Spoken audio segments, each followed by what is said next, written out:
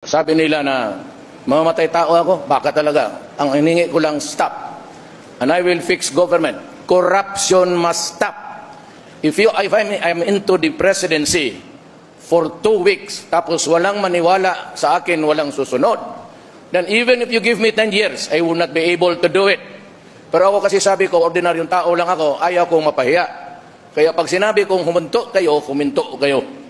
And for those really, alam ko na, I have one word for all of government dito sa Pilipinas. Stop.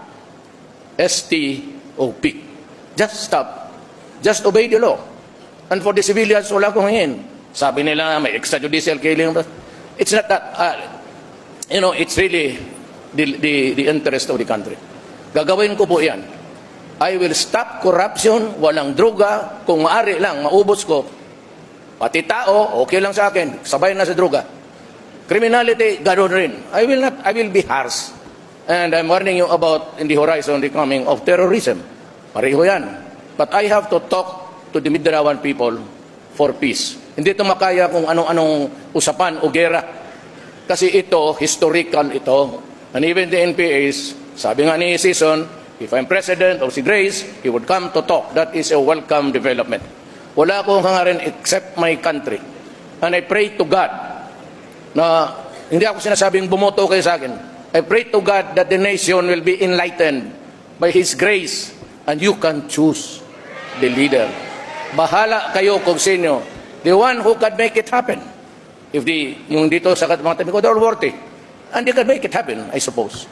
Pero ako, pag sinabi ko, ang mga dabawin nyo sanay nito, pag sinabi kong huminto ka dyan.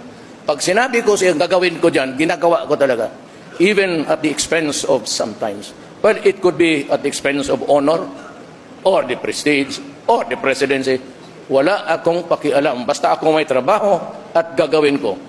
Yung tanim-tanim ng bala, hintuan talaga nyo yan. Unless you are ready to swallow the bullet. And I will make you do it.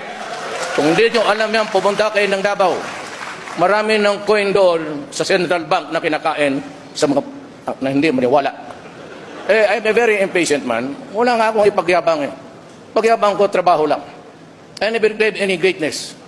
Wala akong recognition sa school. Hanggang high school, 75 lang lahat. Okay lang yan. Pero noong naabogado ako, medyo matino na ako. And I've learned so much reason, but I will not dwell into so much about the niceties of life. If it is the interest of the nation, I will do it.